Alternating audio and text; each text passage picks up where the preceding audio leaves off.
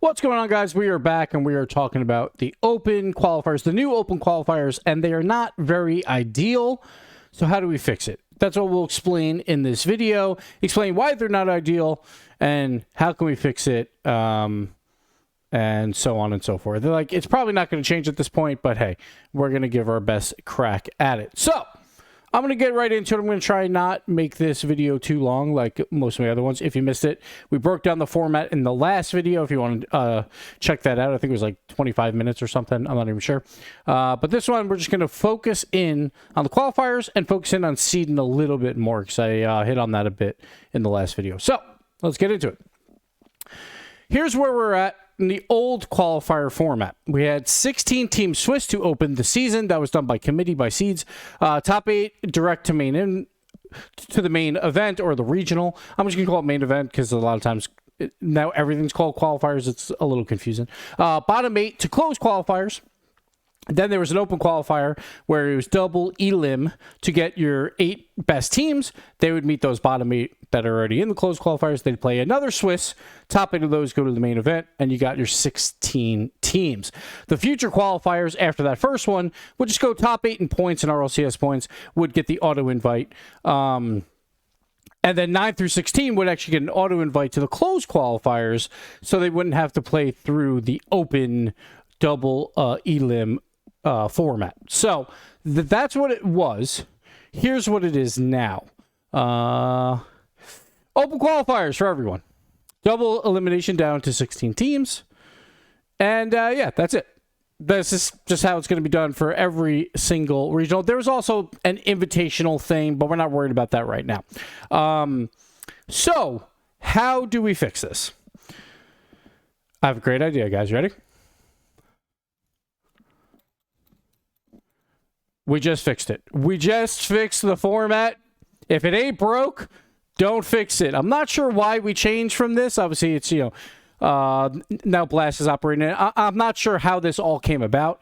But this new format, it's just not great. It's just not great. There's a lot of things that are not great about it. One, the orgs don't really have a chance to, like, have a team stream even. The orgs don't know if they're going to make every main event. Like the ones that are really good, like they could win a regional and then be bounced out before. A lot of variance involved. There's best of 3s even till top 48. A lot of variance in Rocket League, and you want to try and mitigate that as much as you possibly can. Obviously, not too much because then, we'll be playing best of 27s.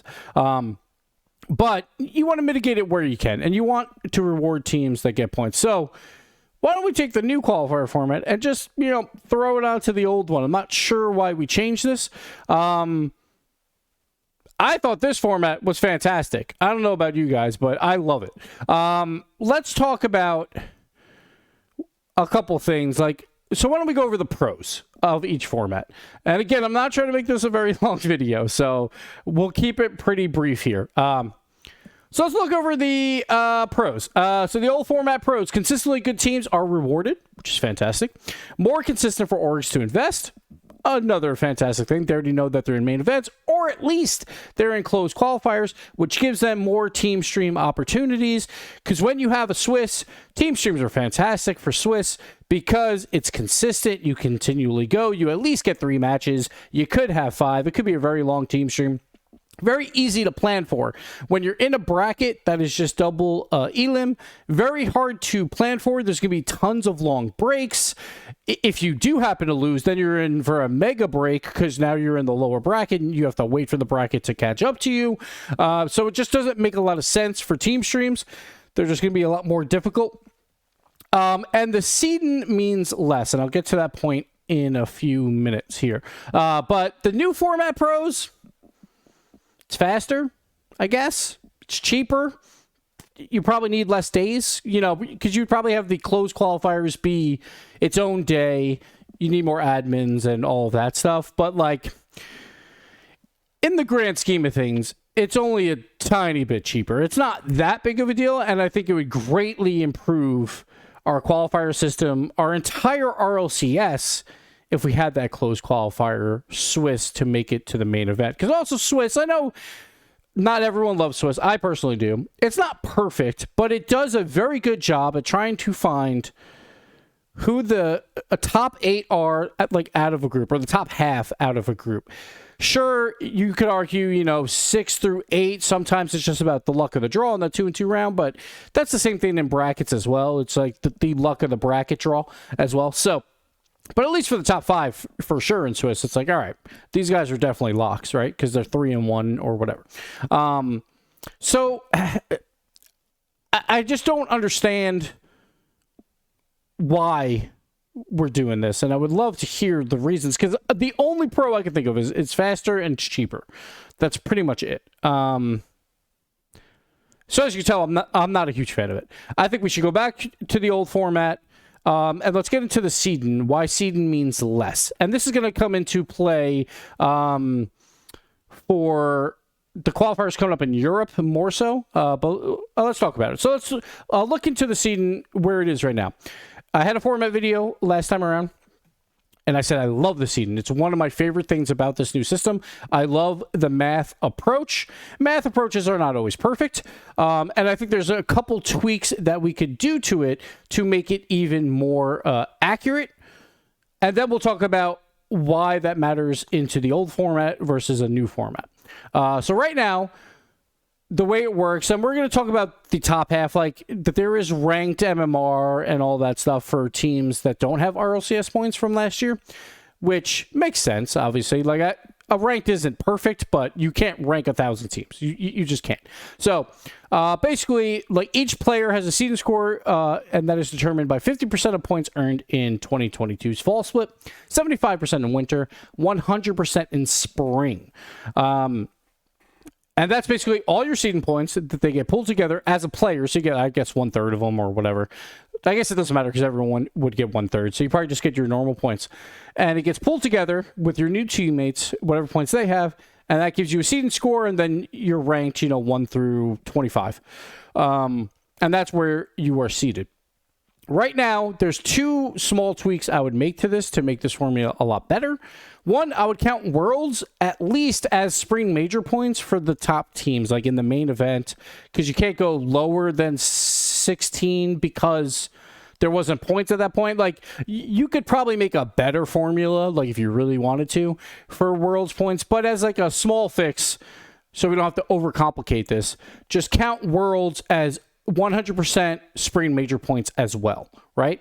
That would solve a couple issues, like Vitality probably isn't seeded 1 going into this RLCS.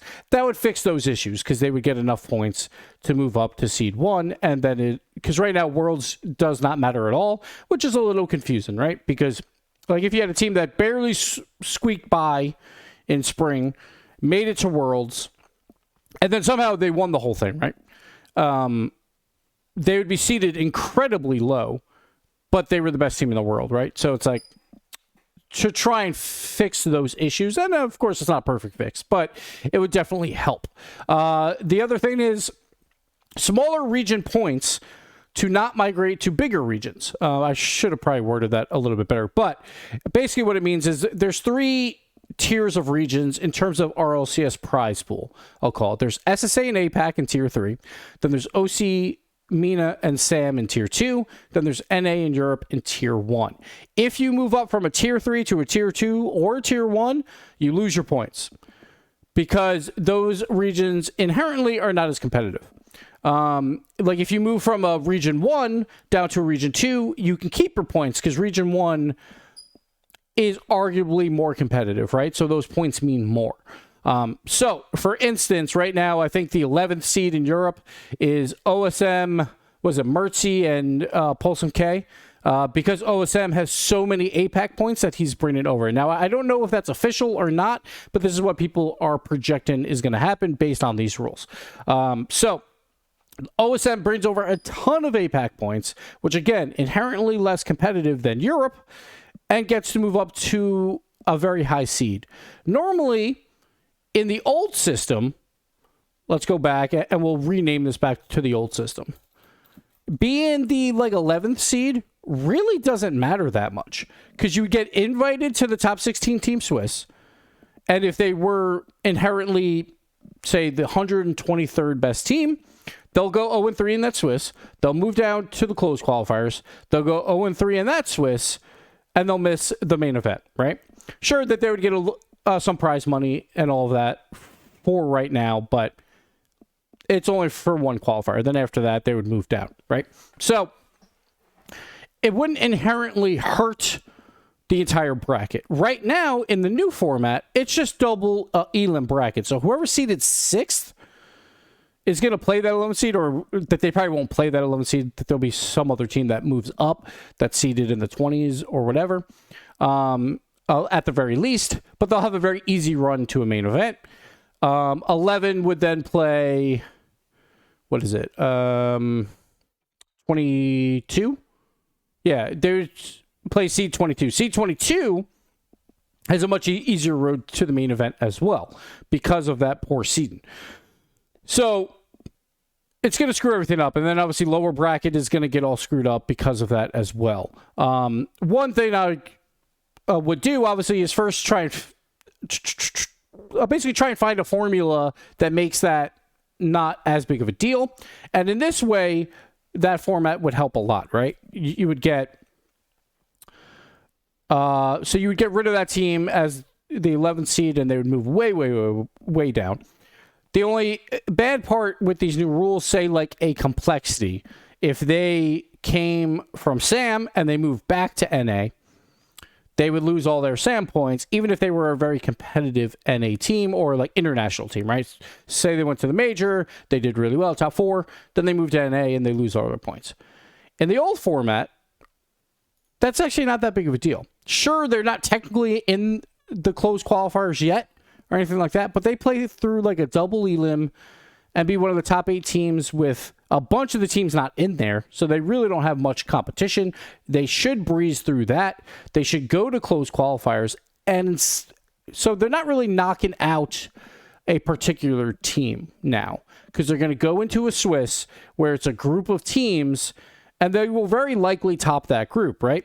But they don't individually pick out a team to knock out like in a bracket. They're just in a group, and that team that would have been on Complexity's bracket will very likely make it in anyways, like a 3-1 team or whatever, because they're playing the entire group in Swiss.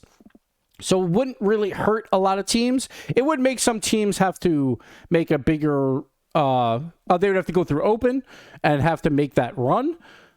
But that's much better than if they came over in the new format and they're seeded like 220th and they screw up the entire bracket in open quals, just double elim for everyone, right? So it would kind of fix a lot of the issues. Now, again, that would fix a lot of the issues only if we went back to the old format. In the new format, there's always going to be problems with seeding, and that's also why that the new format just doesn't work that well. So you're never going to get perfect seeds, and I much prefer this seeding than to an eye test or like based on off-season events that people don't participate in and yada, yada, yada. So I'd much rather a formula for it, but because seeding is so incredibly important in the new format, people are always going to have issues with it. If it was the old format, like we talked about earlier, it's not going to be a huge issue because a lot of it comes down to Swiss, where a bunch of teams are grouped together, and the best of those 8 will come out of it no matter what, or very likely unless they have a bad day or whatever. But that's on them. So that's it. I'm done. I was hoping this would be like under 10 minutes. It's not. But yeah, hopefully... like, if not a fix for Split 2, hopefully a fix for RLCS 2025. I just think that this is a much, much better way of doing things than what our new format has in store. But either way, it's going to be a very exciting RLCS season. I hope you guys tune in. This weekend on Friday, North America begins their open qualifier runs, and I believe a bunch of the other regions do too. I think every region does but Europe. So I think even Thursday, which would be today, MENA should start at some point, I believe. So open qualifiers will begin. Good luck to all the teams out there. And yeah, we'll see you next time. Bye-bye.